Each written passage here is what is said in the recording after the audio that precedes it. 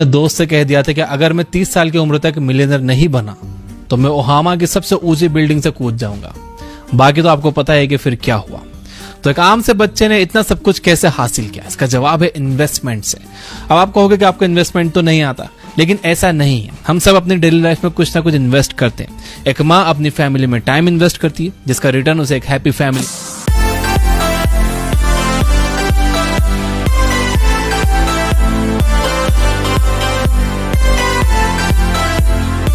ने अपने दोस्त से कह दिया था कि अगर मैं 30 साल की उम्र तक मिलियनर नहीं बना तो मैं ओहामा की सबसे ऊंची बिल्डिंग से कूद जाऊंगा। बाकी तो आपको पता है कि फिर क्या हुआ। तो एक आम से बच्चे ने इतना सब कुछ कैसे हासिल किया? इसका जवाब है इन्वेस्टमेंट से। अब आप कहोगे कि आपको इन्वेस्टमेंट तो नहीं आता, लेकिन ऐसा नहीं है। हम सब अपनी डेली लाइफ में कुछ ना कुछ इन्वेस्ट करते हैं। एक माँ अपनी फैमिली में टाइम इन्वेस्ट करती है, जिसका रिटर्न उसे एक हैप्पी फैमिली के तौर पर मिलता है। एक एम्प्लॉय अपनी जॉब में अपना टाइम इन्वेस्ट करता है, जिसका रिटर्न उसे सैलरी के तौर पर मिलता है। और एक बिजनेसमैन अपने बिजनेस में अपना पैसा इन्वेस्ट करता है, जिसका रिटर्न उसे प्रॉफिट के तौर पर मिलता है। यानी इन्वेस्टमेंट हमारी लाइफ में हर जगह है। बस इन्हीं डेली लाइफ इन्वेस्टमेंट के प्रिंसिपल्स को समझकर वॉरेन बफेट के मेंटर बेंजामिन ग्राहम ने यह बुक द इंटेलिजेंट इन्वेस्टर लिखी थी। 1949 में लिखी गई इस बुक के प्रिंसिपल्स आज भी उतने ही रिलेवेंट हैं, इसलिए इसे इन्वेस्टमेंट की दुनिया की बाइबल कहते हैं। वॉरेन बफेट ने खुद इस बुक को रिकमेंड करते हुए यह कहा है कि यह इन्वेस्टमेंट पर लिखी गई आज तक की सबसे अच्छी किताब है। तो आइए जानते हैं इस बुक में है क्या। मैं आपको इस बुक से 8 लेसन्स बताऊंगा, जिन्हें जानने के बाद आपके इन्वेस्टमेंट से रिलेटेड बहुत सारे सवालों के जवाब मिल जाएंगे। So let's begin. Lesson 1, investor versus स्पेक्युलेटर।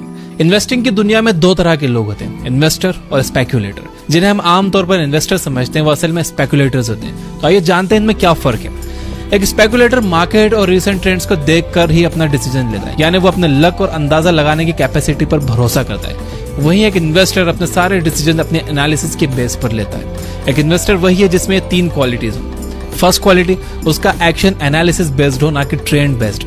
Analysis करते समय ये याद रखना बहुत जरूरी है कि हमें मार्केट नहीं, बल्कि जिस कंपनी में इन्वेस्ट करने जा रहे हैं उसकी एनालिसिस करनी है, क्योंकि मार्केट को प्रिडिक्ट करना लगभग इम्पॉसिबल है, लेकिन कंपनी की परफॉर्मेंस प्रिडिक्ट की जा सकती है। सेकंड क्वालिटी है जो अपने प्रिंसिपल अमाउंट की सेफ्टी को इंश्योर कर ले। थर्ड क्वालिटी है जिसका एम एक्स्ट्रा ऑर्डिनरी रिटर्न्स हासिल करने का नहीं, बल्कि लॉन्ग टर्म में अच्छे परफॉर्मेंस का हो। जिसमें भी ये 3 क्वालिटीज नहीं है, वो एक स्पेक्युलेटर है, इन्वेस्टर नहीं।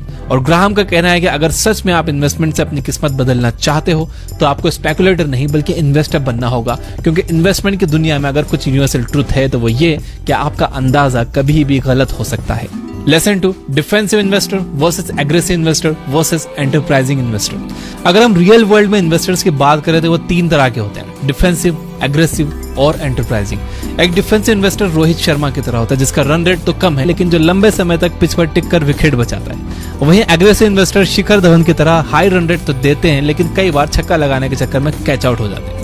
वहीं एंटरप्राइजिंग इन्वेस्टर विराट कोहली के जैसे होते हैं, जो कभी एग्रेसिव होकर रिस्क ले लेते हैं, कभी डिफेंसिव होकर विकेट बचाते हैं। अब इसे इन्वेस्टमेंट की नजर से समझते हैं। एक एग्रेसिव इन्वेस्टर हाई रिटर्न्स पाने के लालच में हाई रिस्क फंड में इन्वेस्ट करता है। वहीं एक डिफेंसिव इन्वेस्टर ऐसा होता है जो लो रिस्क फंड या यूं कहें कि सिक्योर फंड में इन्वेस्ट करता है। वहीं एंटरप्राइजिंग इन्वेस्टर अपना टोटल इन्वेस्टमेंट का कुछ हिस्सा सिक्योर फंड में और कुछ हिस्सा हाई रिटर्न फंड में इन्वेस्ट करता है। ज्यादातर लोग सोचते हैं कि इन्वेस्टमेंट यानी कुछ ही समय में बहुत सारा पैसा कमाना और रातों रात अमीर बन जाना, लेकिन सच बात यह है कि दुनिया के हर काम की तरह यहाँ भी पेशेंस रखना पड़ता है। और बिना पेशेंस के शायद आपको थोड़ा फायदा हो सकता है, लेकिन एकदम से जब नुकसान होगा तो आप खुद को संभाल नहीं पाओगे।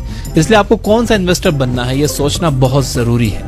यह फैसला इस बात पर डिपेंड करता है कि आपके पास कितना टाइम है और आपके इन्वेस्टमेंट का मेन एम क्या है।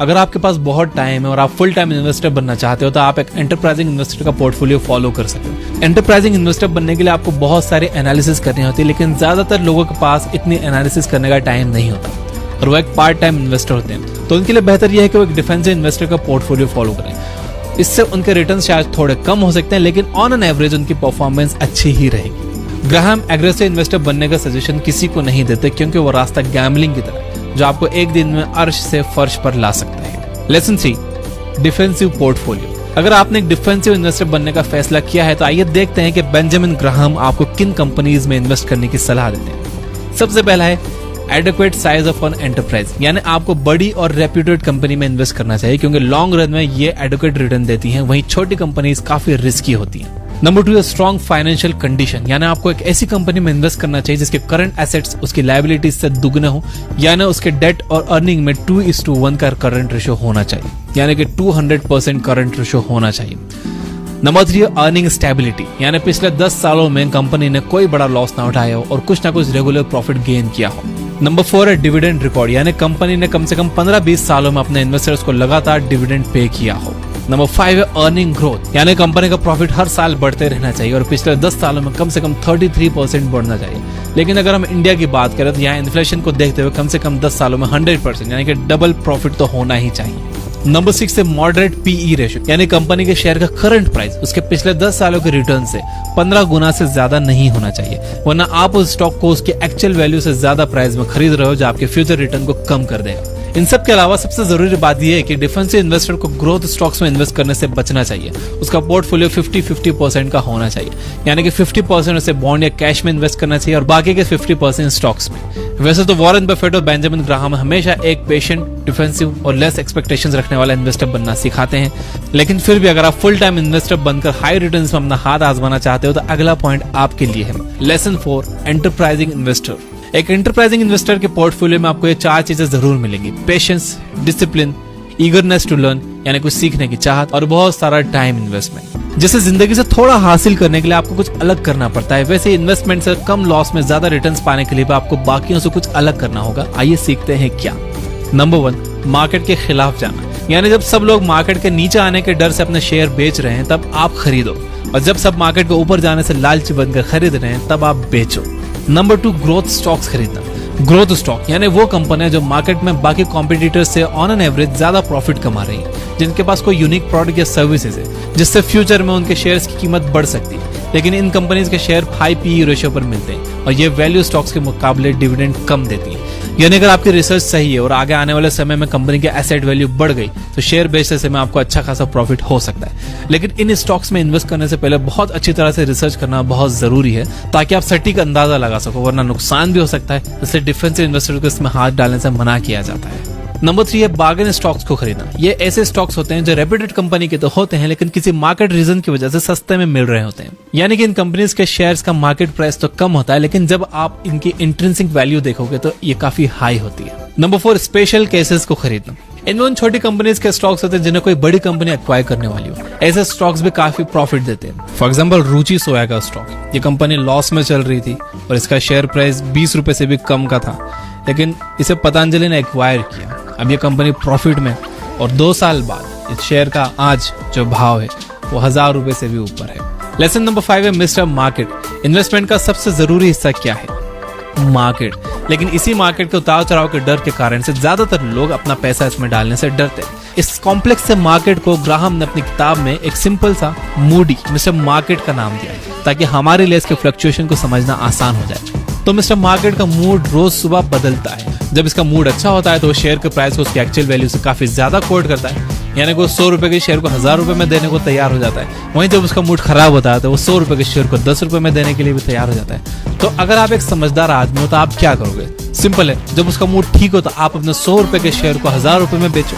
जब उसका मूड खराब हो तो उसके 100 रुपए के शेयर को आप 10 रुपए में खरीदो। पर ज्यादातर लोग इसका उल्टा करते हैं। जिस दिन मार्केट का मूड अच्छा होता है तो वो ज्यादा प्राइस कोट और लोग अंदाजा लगाने लगते हैं कि कल इसका मूड शायद और ज्यादा अच्छा होगा, कल ये 1000 के शेयर 5000 के हो जाएंगे, इसलिए आज वो 1000 के उन शेयर को खरीद लेते हैं। और जब उसका मूड खराब होने लगता है तो लोग डर के मारे कहीं उसका मूड खराब ना हो जाए अपने शेयर को 10 रुपए में बेच देते हैं। ग्राहम कहते हैं कि अगर आपको डिफेंसिव इन्वेस्टर बनना है, लॉन्ग टर्म में आपको इन्वेस्ट करना है तो आप मार्केट को भूल ही जाओ। उसका मूड कैसा भी आपको उससे फर्क नहीं पड़ना चाहिए। जब आपने इन्वेस्ट कर दिया तो आपको फर्क नहीं पड़ना चाहिए कि मार्केट ऊपर जा रहा है या नीचे जा रहा है। बट अव्वल आखिर जब आप इन्वेस्टमेंट करोगे तो आपको मार्केट के रेट से ही करना है। तो हमेशा ये कोशिश करिए कि जब मार्केट डाउन हो तभी आप खरीदो। आपको शेयर्स खरीदने के लिए डीमैट अकाउंट लगता है। देखो फिलहाल तो मार्केट ऊपर ही जा रहा है तो व्हाट आई रिकमेंड यू कि आप कम से कम अपना डीमैट अकाउंट खुलवा के रख लो। जब मौका आए, जब आपको लगे कि यार अब मार्केट काफी डाउन है, मिस्टर मार्केट का मूड खराब है, 100 रुपए के शेयर 50 रुपए में मिल रहे हैं, 10 रुपए में मिल रहे हैं, तब आप इसमें पैसा डालना। तो डीमैट अकाउंट कम से कम अपना खुलवा के रख लो।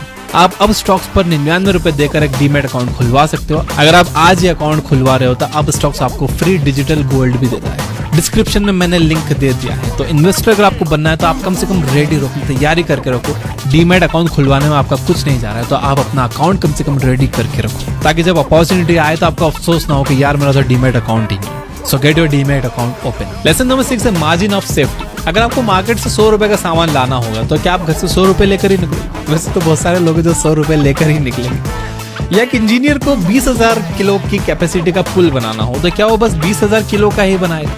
नहीं ना। अब जो लोग समझदार होंगे वो कम से कम 150-200 रुपए लेकर निकलेंगे। और इंजीनियर भी पुल कम से कम 30,000 से 40,000 किलो की कैपेसिटी का बनाएगा, ताकि किसी अनवांटेड सिचुएशन में कोई प्रॉब्लम ना हो जाए।